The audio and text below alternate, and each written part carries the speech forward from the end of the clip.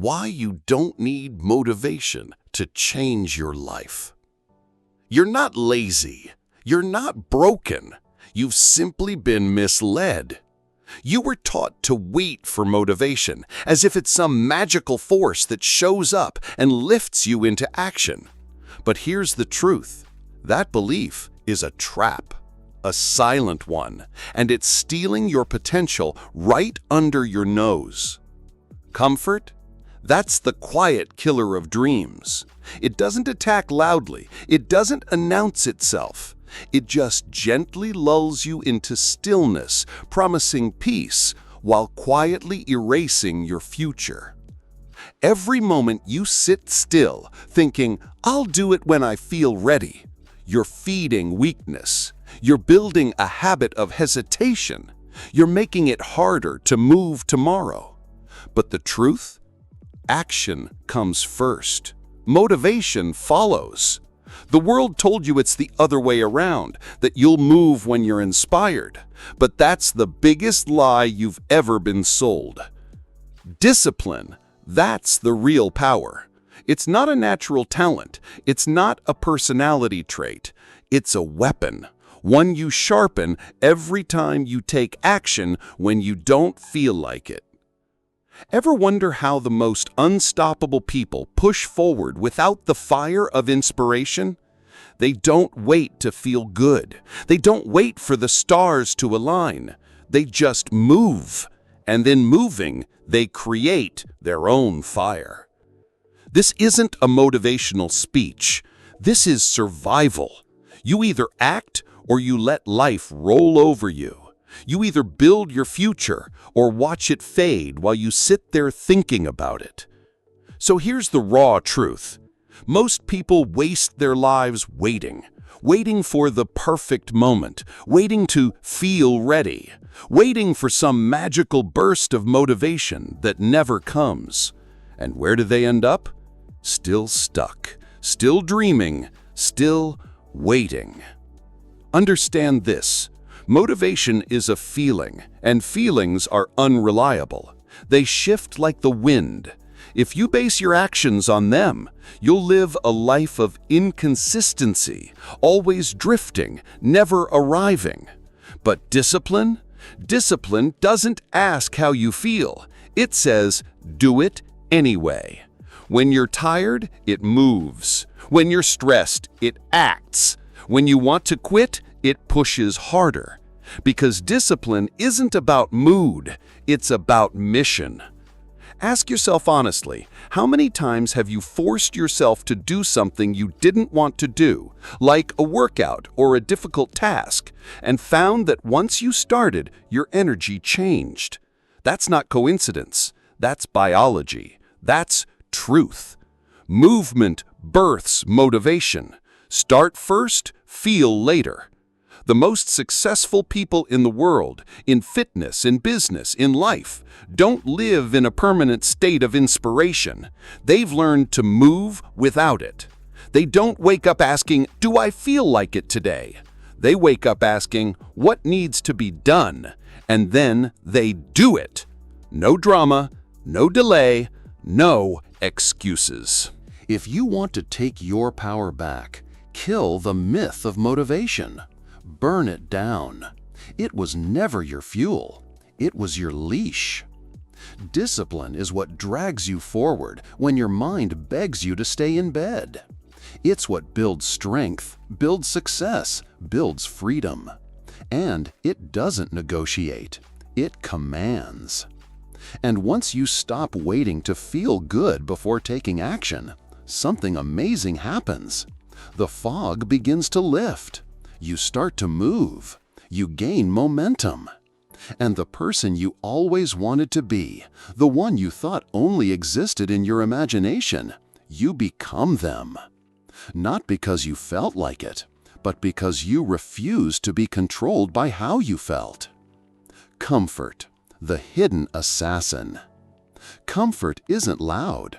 It doesn't shout, doesn't demand. It whispers.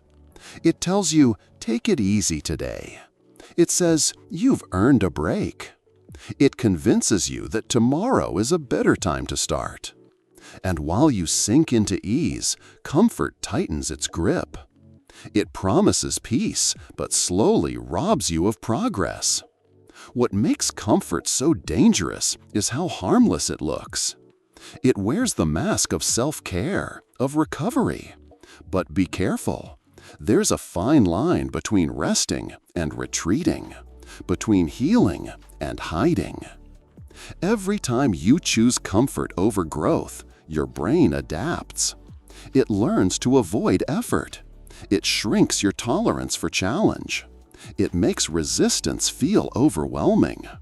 And soon, even small tasks feel impossible, not because they are, but because you've trained your mind to run from discomfort.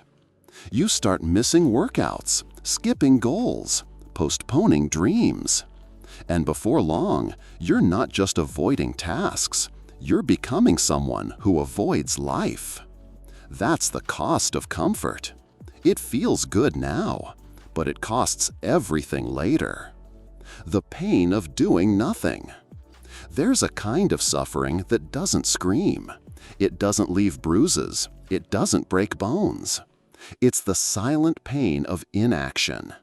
The invisible ache of knowing you could be more, but still doing nothing. It grows slowly, quietly, but relentlessly. Every time you delay, every time you choose comfort, you feed that pain, and your regret grows deeper. People think action is the hard part, but what they never see is that inaction is worse. Because the longer you wait, the heavier it feels to start. The hill gets steeper, the guilt piles up, and the opportunity you once had, it's gone. So what now? Decide. Do you want to live trapped in softness or rise into strength? Do you want to be a prisoner of your moods or a master of your habits? You don't need permission. You don't need motivation. You need movement. You need discipline. You need to act, not later, not tomorrow, but now. The life you want is on the other side of discomfort. So stop waiting, start moving, and become the person who never needed motivation to begin with. The pain of inaction. Not all pain screams. Some pain is quiet, slow, but devastating. It doesn't come with tears or bruises. It doesn't leave scars you can show, but it eats you from the inside out. That's the pain of inaction. The pain of effort? That's temporary. A bit of sweat, a sore muscle, a few hours of discomfort. But the pain of doing nothing? That's the kind that lingers. It builds in silence, turns into regret, and sticks with you for life. Regret is not loud at first. It whispers. It shows up when you scroll past someone living the life you once dreamed of. It stings when you watch others doing exactly what you kept putting off. And then it grows louder, until one day it's not a whisper anymore, it's a storm. It becomes anxiety. It becomes that restless feeling you can't escape no matter how many distractions you chase. It becomes depression, not because something terrible happened, but because something never did. You see, most people don't miss out because of bad luck, not because of lack of talent, not because life was unfair. They miss out because they waited. They waited for motivation. They waited for clarity. They waited to feel ready. But time doesn't wait. And eventually, the space between who you are and who you could have been becomes a canyon. You start feeling it like an amputated limb, a constant ache for the version of yourself that never got the chance to live. But here's the part most don't realize. That pain, it can crush you, or it can become the fire that fuels your rise. That ache inside, that weight from standing still, it can be your warning or your weapon. You can let it break you, or you can let it mold you into something unshakable. Because once you feel what it's like to waste time, to sit on potential, to watch life move without you, you either drown or you awaken. You realize that the cost of not moving is always higher than the cost of discomfort. Discipline, the quiet force of change. Discipline doesn't shout. It doesn't glamorize itself with quotes and slogans. It doesn't care about your mood. It just asks one thing: do it anyway. Discipline is the line between dreamers and doers. It's not fancy, it's not exciting, it's not flashy. It's just consistent. Where motivation disappears, discipline shows up. Where feelings change, discipline stays the same. Because discipline doesn't ask for permission, it commands action. This is why discipline always wins over motivation. Motivation is a guest. It visits when it feels like it. But discipline lives in your mind, rent-free, when you build it right. People think the path to greatness feels good, that it's fueled by passion, excitement, energy. But those who win, the true high performers, they know better. They stopped relying on feelings a long time ago. They don't ask, "Do I feel like it?" They ask, "What must be done?" And then they do it, no matter what. Discipline is getting out of bed when your body screams for sleep. It's putting in reps when you're bored. It's staying locked in when your mind is desperate for a distraction. Winners don't let emotions run their life. They lead with command, not compromise. Because life doesn't reward your intentions. It rewards your execution. Discipline is freedom. People misunderstand discipline. They think it's harsh, cold, limiting. But the truth? Discipline is liberation. The undisciplined are the ones truly trapped. Trapped in cycles of procrastination. Trapped by regret. Trapped by knowing they could be more, but never following through. Those who live by discipline are free. Free from chaos. Free from self-betrayal. Free because they trust themselves. They don't need to hope they'll follow through. They know they will. Discipline gives you self-respect, the kind no one can take away. Because when you say you'll do something and then you actually do it, you build an identity that's unstoppable. That's the formula the successful live by. Your feelings are irrelevant. Your actions are everything. Overthinking, the silent killer of action. Overthinking is a lie that wears a suit. It pretends to be intelligence. It hides as caution, logic, strategy. But it's fear, fear in disguise. You think you're being responsible, careful, smart. But really, you're stalling. You're drowning in a sea of thoughts while life passes you by. I need more time. What if I fail? Maybe next week. It sounds rational, but it's not. It's resistance. It's mental quicksand. While you think, opportunities die. Momentum fades, and you become a prisoner of your own hesitation. Overthinking creates problems that don't even exist yet. It magnifies simple tasks until they seem impossible. It delays dreams until they rot. The cure? Action. The mind has a short window. Right after a good idea strikes, there's a moment. A brief moment where you must move, before the brain starts throwing fear, doubt, and excuses at you. You want to beat overthinking? Move before your brain has a chance to stop you. That's the rule. Act fast, think later. Let the truth come from doing, not from imaginary disasters in your head. You must build a bias toward action. Make action your new identity. Be someone who moves, who doesn't wait for certainty, who kills hesitation in its tracks. Because every time you pause, your brain learns to pause again. But every time you move, it learns to move faster next time. You're training your nervous system, whether you realize it or not. And eventually, the default becomes go. No more can I, no more should I, just go. Who you become.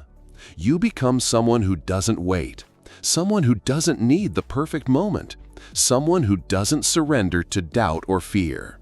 Kill delay, crush hesitation.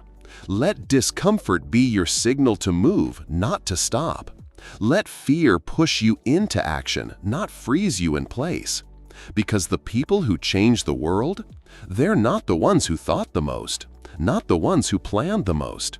They're the ones who moved into resistance, into uncertainty, into growth. Be that person. Train yourself to move without hesitation. The people who shape the world aren't waiting. They've trained their minds to fire without delay, to act before doubt has a chance to creep in. They've built a bias toward action. That's why the world bends to them. Discomfort is their baseline. Most people run from discomfort. They avoid it, fear it, treat it like an enemy. But the few who rise, who dominate any field, know what the masses don't. Discomfort isn't your enemy. It's your map. It points to the edge of your current self, and beyond that edge is your growth. The things that make your stomach twist, the tasks you delay, the fears you avoid, that's where your evolution lives. The moment you stop avoiding those signals and start moving directly toward them, you begin to separate yourself from everyone else. Rewiring your brain to crave discomfort is rebellion. It's resistance against a soft world that wants you docile. Discomfort is not a red light, it's a green one. When fear shows up, lean in. When hesitation hits, lean harder.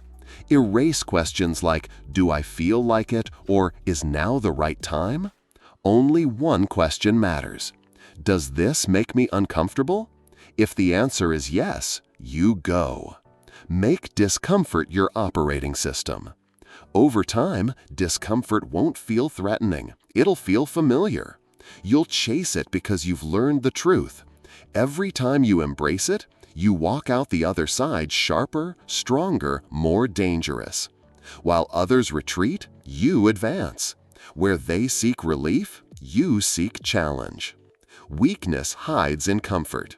Mastery is forged in discomfort. Destroy the myth of the perfect moment. Waiting for the right time is a lie. It's procrastination dressed up as patience. You tell yourself you'll start when things calm down, when you have time, when everything lines up, but that moment never comes. The world doesn't pause to give you perfect conditions. Life is chaos, uncertainty, resistance, and that doesn't stop just because you decided to finally get serious. If you're waiting to feel ready, you'll wait forever. Winners know this. The best time to start is now, because it's never going to feel perfect. Progress belongs to those who act when it's messy, chaotic, and uncomfortable. You'll stumble, you'll fail, you'll screw it up. That's fine. Perfection isn't the goal. Movement is. Momentum is earned through motion, not planning. How to start when you don't feel like it. There will be days when motivation is nowhere to be found, when comfort feels more appealing than progress. But high performers don't wait to feel like it. They move anyway. Because the battle isn't the task, it's starting the task. The first step, the first 5 minutes. That's where resistance lives and dies. The secret? Micro starts. Lower the entry point until resistance can't fight back. Don't commit to writing a book. Commit to writing 1 sentence. Don't commit to a 10-mile run. Commit to putting on your shoes. The brain doesn't fear the work. It fears starting. Micro starts trick your mind into moving. Once you're in motion, the resistance collapses. You're not waiting for motivation. You're creating it by acting. Momentum isn't magic. It's muscle memory. Become the person who acts. The biggest transformation isn't in what you do. It's in how you see yourself. Most people treat action like a task, something they have to force themselves into. But that creates constant resistance because their actions don't match their identity. The real breakthrough happens when you stop saying, "I need to take action," and start saying, "I am the kind of person who takes action." This isn't wordplay, it's identity shift. And identity drives behavior. As long as you see yourself as someone who procrastinates, hesitates, or struggles, your actions will always reflect that belief. But when you declare and prove that you are someone who moves, then movement becomes automatic. No more internal debates, no more delays. You act because that's who you are. Every time you override the urge to pause, to delay, to run, you cast a vote for your future self. The more you act, the more it becomes your nature. Action becomes identity. And when action is who you are, not just what you do, you become unstoppable. Burn the ships. At some point, you'll have to choose. Retreat to safety or go all in. Most people fail not because they're incapable, but because they leave themselves an out, a backup plan, an escape route. If it gets too hard, I can always stop. If it doesn't work, I'll try something else. That safety net becomes a crutch. It gives your mind permission to quit when things get uncomfortable. Winners remove that option. They burn the ships. It's not a slogan, it's a shift in mindset. No more negotiating, no more half efforts, no more "I'll try." It becomes "I will," "I must," there is no plan B. When quitting is off the table, you stop flirting with distraction, you stop delaying, you move, because that's the only path left. You don't need the perfect plan. You need the resolve to keep going no matter what. This isn't a hobby, this is war. You either go all in or you don't go at all. Here's the truth. No one is coming to save you. No moment will feel ideal. Discomfort won't go away. But you can become someone bigger than your excuses. You train it, you earn it, you become it. Step by step, action by action. You don't wait for permission. You don't wait to feel ready. You move. Because when action becomes identity, there's no force in this world that can stop you. Burn the ships. Burn them all. When you burn the ships, really burn them, you send a message, not just to the world, but to yourself. A message that says there is no going back. No retreat, no surrender. This isn't a wish, it's a necessity. This happens because it must. And with that, everything changes. You move different. You think different. You stop seeing obstacles as reasons to quit and start seeing them as problems to solve. Failure? It's no longer the end, just feedback. Setbacks become fuel. Resistance becomes your signal to push harder. You don't leave early. You don't put off the hard things. You don't save it for tomorrow. Because there is no tomorrow. Not in your mind, there's only now. This rep, this challenge, this battle.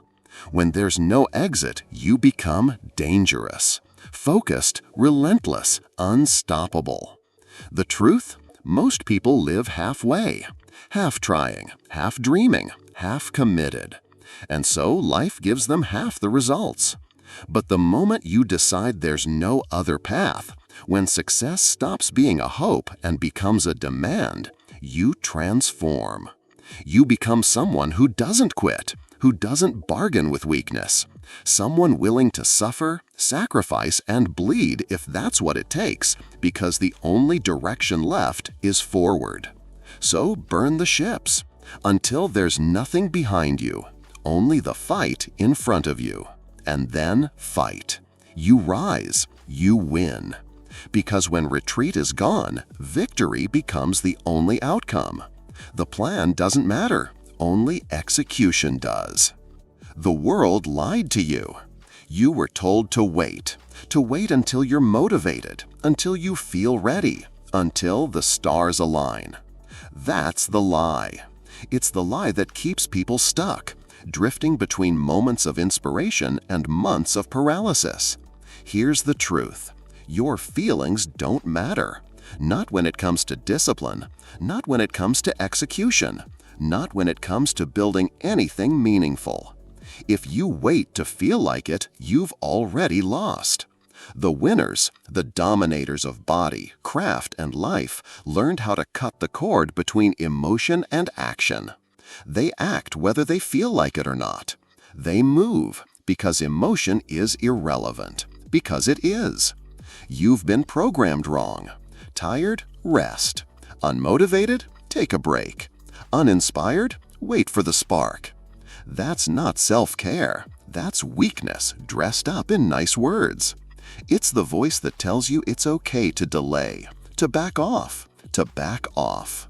That voice doesn't care about your potential. It only cares about keeping you comfortable, even if that comfort kills your dreams. The cure is execution. The solution isn't another pep talk. It's ruthless, consistent, mechanical execution. Stop asking yourself how you feel about the work. Stop checking your mood before you begin.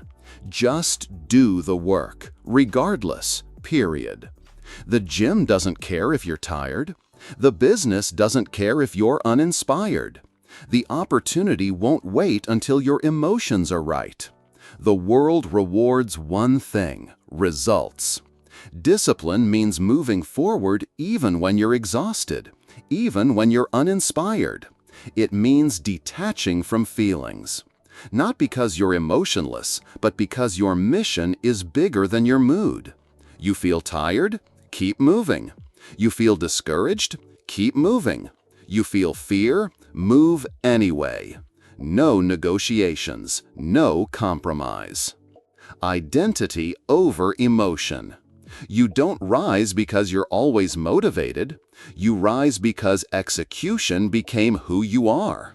The disciplined don't rely on willpower. They rewired themselves. The question isn't, do I want to? It's, what needs to be done? Over time, the friction fades. The gap between intention and action disappears. You don't have to psych yourself up. You don't search for a spark. You just move because that's what you do. And that's where true power lives. When action becomes identity, excuses die. Discomfort stops mattering. Because this isn't about feeling good, it's about being great. Repetition is the superpower. Forget hacks, forget secrets. The key to transformation is repetition. Relentless, disciplined, uncomfortable repetition. You are what you repeat. Feed your brain procrastination, and it wires for delay. Feed it discipline, and it wires for strength. It doesn't judge, it just installs whatever you give it, action or avoidance. You don't build mental toughness in one epic moment. You build it one small decision at a time. One rep, one task, one choice. Day after day, brick by brick, your identity gets rewritten. You stop needing effort. It becomes automatic. That's the moment it clicks. This isn't something you do, it's who you are. It's who you are. Procrastination is a ritual. Destroy it. Procrastination isn't random, it's a loop. A ritual your brain runs to escape discomfort. Feel pressure? You reach for distraction. Face resistance? You look for productive avoidance. Emails, dishes, cleaning, prep work.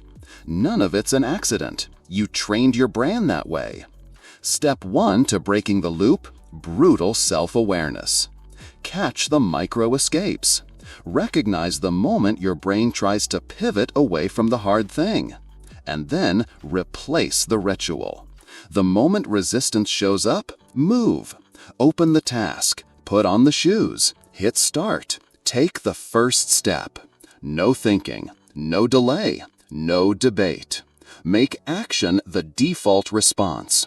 And strip your environment of distractions. Discipline isn't about willpower, it's about design. Build a space where the easiest path is action.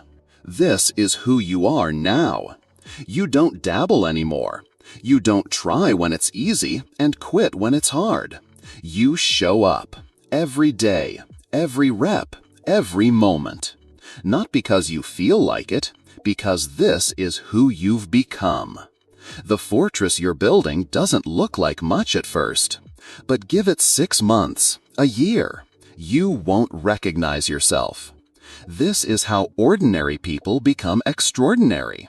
Not through talent, not through luck, through repetition, through execution, through identity. One brick at a time, until the truth becomes unshakable. This is what we do. This is who we are, and nothing can stop us. Action versus procrastination. Procrastination dies through repetition, not motivation, not willpower alone, but a system. You don't wait until the task feels easy, you act regardless. What once felt like a fight becomes mechanical. You used to follow the ritual of avoidance, now you follow the ritual of movement. Every action taken over delay rewires your brain, weakening procrastination, strengthening discipline. You no longer check in with your emotions. You follow through. Over time, clarity replaces hesitation, and momentum replaces doubt. Action begets energy. Action becomes your identity. The loops of distraction dissolve. You transform into a person who moves, not later, but now. The war with resistance. Resistance isn't a flaw, it's a law, universal and predictable. It rises every time you pursue something meaningful. It's not a sign you're weak or unprepared, it's a sign you're on the right path. The mistake most make is treating resistance as a red light instead of a green one. It doesn't want you to stop outright, it just wants you to delay. Not now, it whispers, later.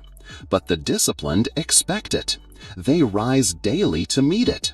They know resistance is the toll for crossing into a better version of themselves. There's no final victory, only daily battles. And you win by reframing. Resistance isn't a threat, it's a cue.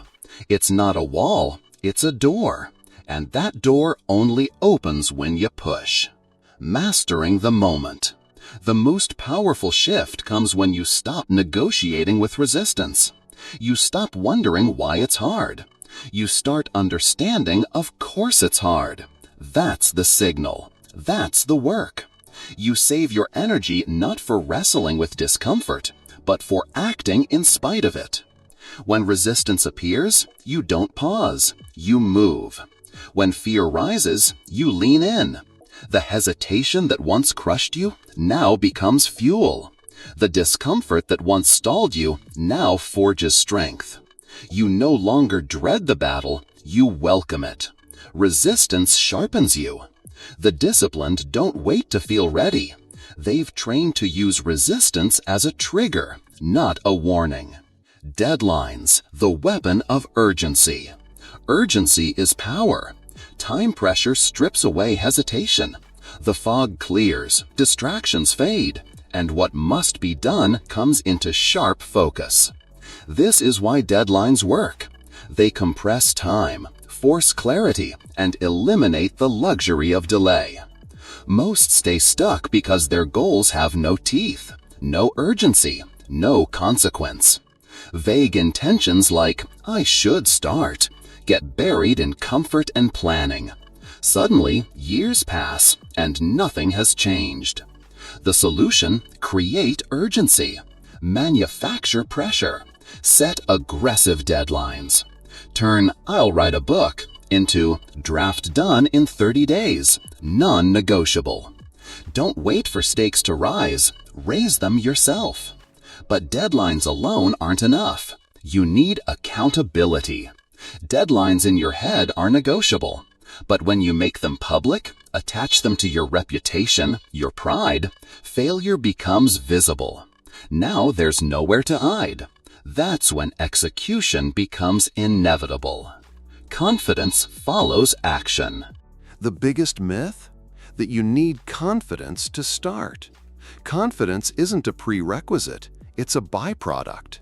You build it in the doing, not the waiting. Most wait until they feel ready, but that moment never comes. Those who win started scared. They moved with doubt, with shaking hands. And they became confident because they acted. They didn't wait for clarity, they created it through motion. Fear didn't vanish, they just stopped listening. Confidence is earned, it's scar tissue. It's proof that you did hard things and survived. Every step into discomfort rewires your brain to trust yourself more. The more you move, the more proof you build. The story shifts from "I'm not sure" to "I've done this before, I'll do it again." The formula: act before you feel ready. Move even when it's hard. Set deadlines, make them public. Use resistance as a signal, not a stop sign. Repetition beats hesitation. You don't destroy procrastination with motivation, you destroy it with movement, again and again, until it becomes who you are. Move first, confidence follows. You will fail, and when you do, you rise and you move again. You move scared, you move uncertain. You stop waiting for perfect conditions. You stop waiting for the doubt to fade, because it won't. Not until you act. Action is the only force powerful enough to silence fear. It is the birthplace of confidence, not the result of it. The version of you that waits to feel ready will wait forever. But the version that moves without certainty, that version becomes unstoppable. Progress isn't made through waiting, not through perfect plans, only through relentless, imperfect action. The kind that says, "I'll do it scared, I'll do it unsure, I'll do it anyway." And when you do, the confidence you were waiting for shows up, not as a prerequisite, but as your reward. Focus is the superpower. In a world addicted to distraction, the rarest asset is not talent, it's not intelligence, it's focus. Pure, undiluted, obsessive focus. You can have all the ambition, strategy, and motivation in the world, but if your focus is fractured, none of it matters. Scattered focus kills execution. It drains energy. It replaces progress with frustration. Greatness demands singular focus, one thing at a time, all in. The world will sell you multitasking as a strength. It's a lie. Every time you switch tasks, your brain pays a price, a cognitive tax. You lose momentum, energy, and clarity. Those who rise, those who build, those who dominate, they aren't superhuman. They've just mastered the art of doing one thing at full intensity. No bouncing, no checking, no excuses. It's not glamorous, it's not dopamine-driven, it's discipline, pure and simple. When you enter that state, no noise, no chaos, only purpose, you unlock a level of productivity that feels almost unfair. But this isn't your default. You've been conditioned to be distracted. You must fight to take your focus back, because if you don't, you'll drown in noise. To reclaim it, you must be ruthless. Treat your focus like a sacred resource. When you do, something shifts. Tasks that took hours now take minutes. You stop juggling. You gain clarity. You move with power. Focus is motion. It's a declaration. This matters. Everything else can wait. The mind commands. The body obeys. The war is won in the mind, long before it's fought in the body. If the mind is weak, the body seeks comfort. It quits under pressure. But when the mind is sharp, disciplined, and non-negotiable, the body has no choice but to follow. The mistake most people make is entering negotiation with themselves.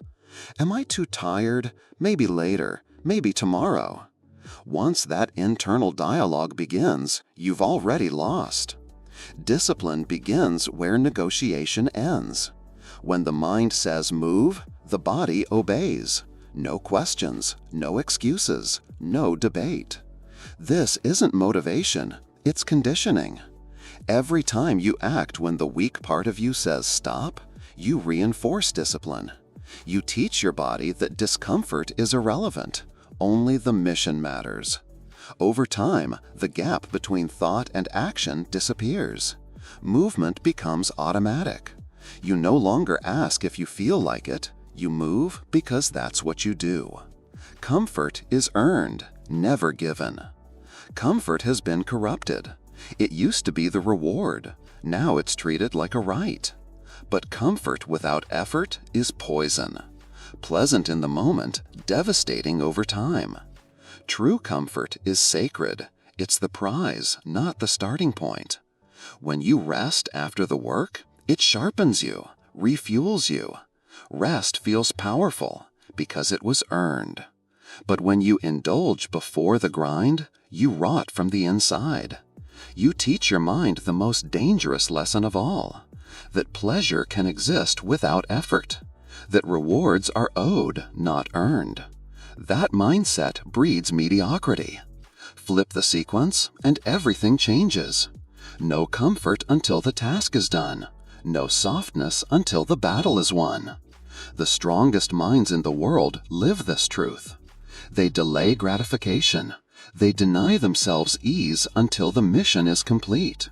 And when the work is finished, the rest feels different, clean, restorative, because it follows sacrifice, not substitutes it. Over time, the gap between thought and action disappears. Movement becomes automatic. You no longer ask if you feel like it. You move because that's what you do. Comfort is earned, never given. Comfort has been corrupted. It used to be the reward. Now it's treated like a right. But comfort without effort is poison. Pleasant in the moment, devastating over time. True comfort is sacred. It's the prize, not the starting point. When you rest after the work, it sharpens you, refuels you. Rest feels powerful because it was earned. But when you indulge before the grind, you rot from the inside. You teach your mind the most dangerous lesson of all, that pleasure can exist without effort, that rewards are owed, not earned. That mindset breeds mediocrity. Flip the sequence and everything changes. No comfort until the task is done. No softness until the battle is won. The strongest minds in the world live this truth. They delay gratification. They deny themselves ease until the mission is complete. And when the work is finished, the rest feels different, clean, restorative, because it follows sacrifice, not substitutes it. Discipline builds the unstoppable. This is not about motivation. It's about identity. You are no longer the person who waits. You are no longer the person who overthinks.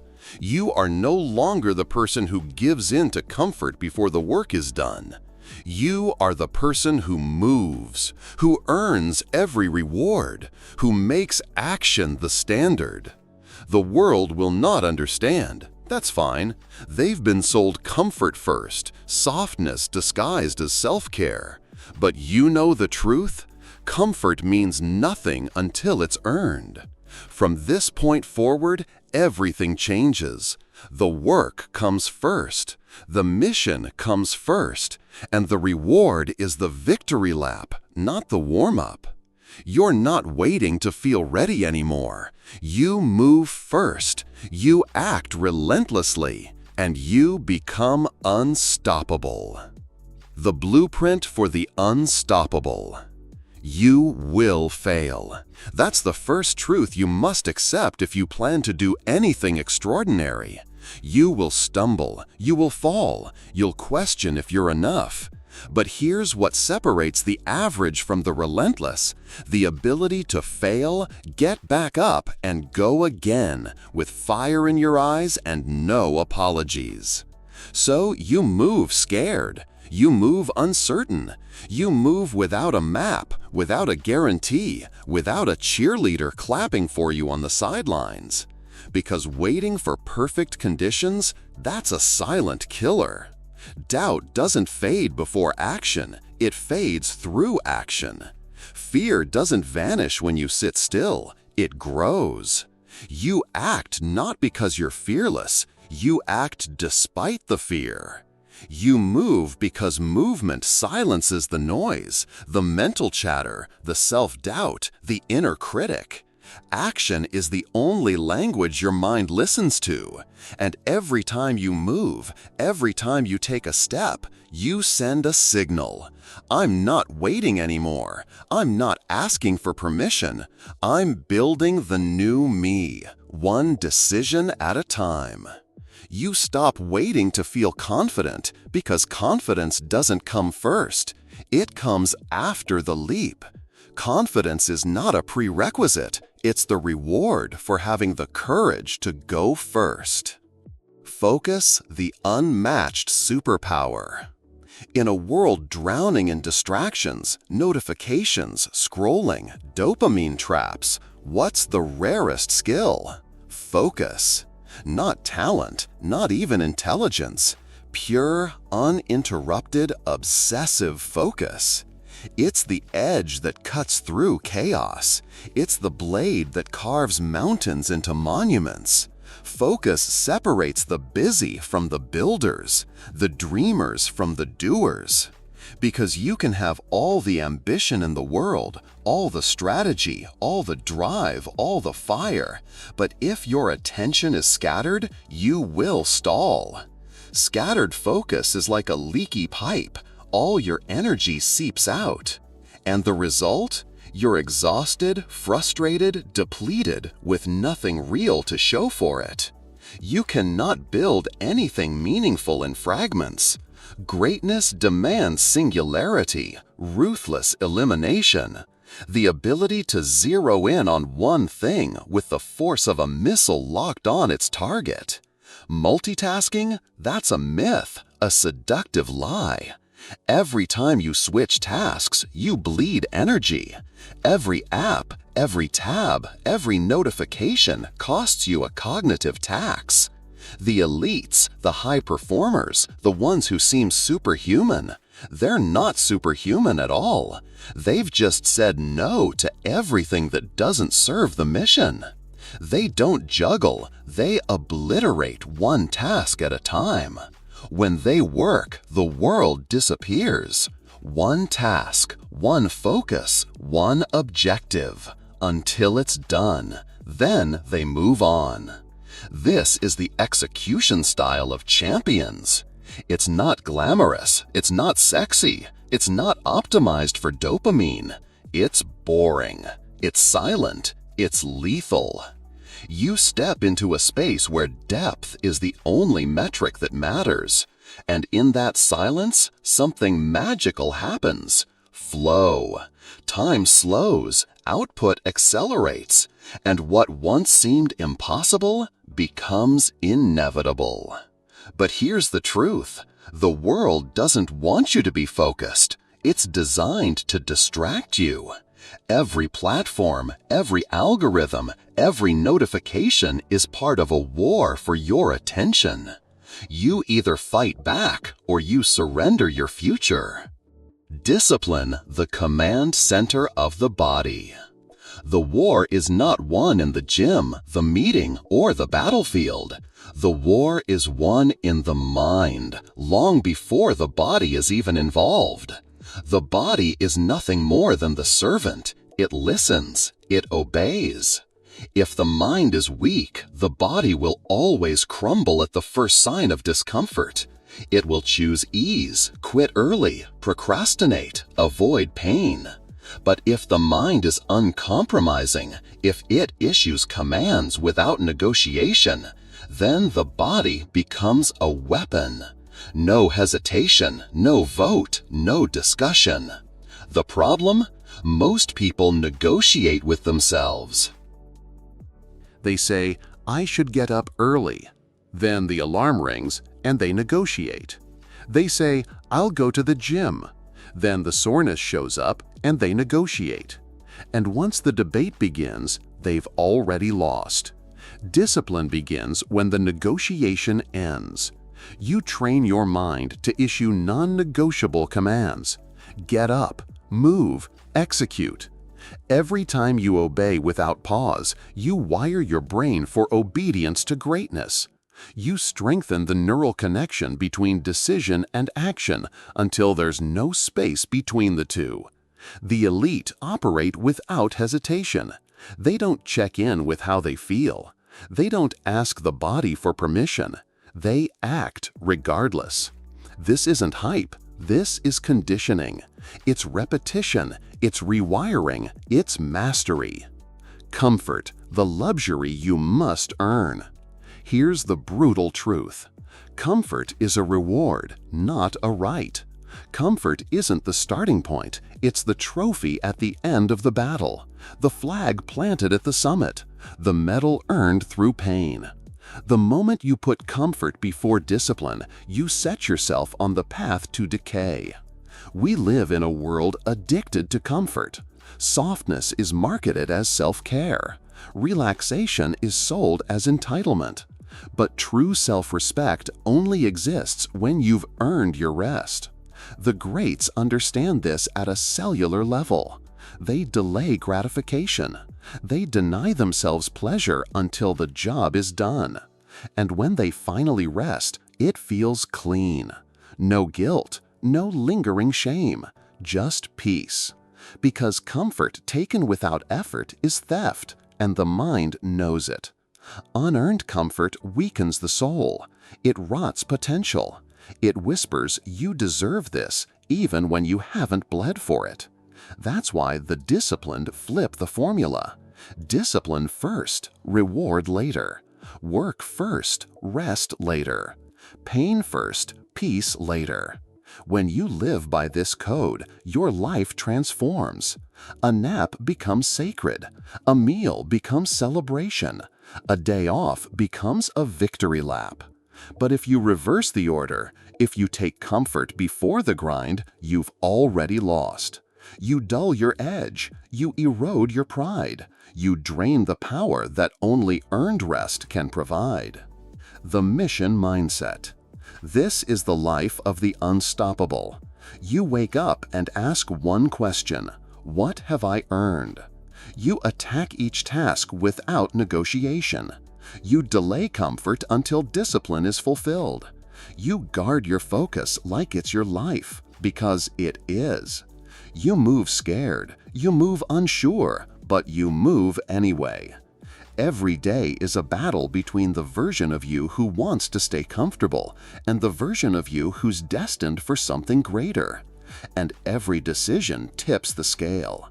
You are not average. You are not soft. You were built to lead, to build, to execute. But only if you move. Action is the antidote to fear. Action is the source of confidence. Action is the cure for everything. No more waiting. No more negotiating. No more comfort before conquest. This is who you are now. Relentless, disciplined, focused, unstoppable. The world won't know what hit it. There comes a moment in everyone's life when the mirror starts to reflect not just the face you wear, but the story you've been telling yourself for years. And if you look closely, you'll notice something strange. That story, the one about your limits, your fears, your failures, didn't start with you. It was shaped by voices that weren't yours. Teachers, parents, mistakes, heartbreaks, society, all carving an identity that was easier to live with than to challenge. But now, that story feels tight, like a jacket you've outgrown but still wear because it's familiar. Your old identity whispers, stay where it's safe, don't aim too high. Who do you think you are?